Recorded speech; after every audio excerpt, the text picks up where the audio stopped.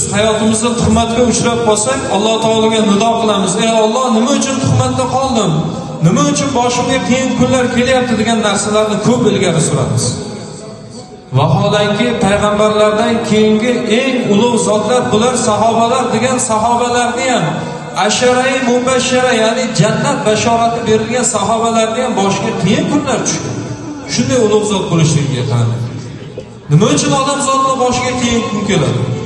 Gunohlariga kafforat bo'lishligi uchun. Gunohlari kechirilishligi uchun.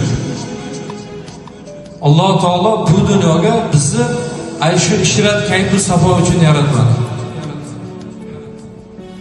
Alloh taolo sinov uchun yaratdi.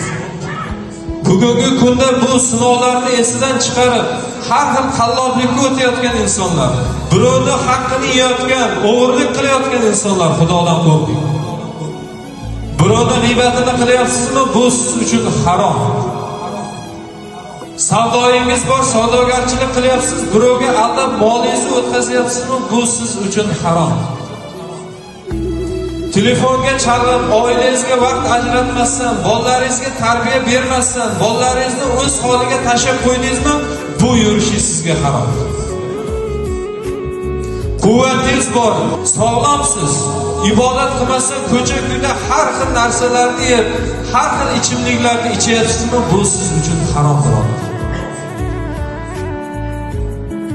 Bu 5 kunlik hayot.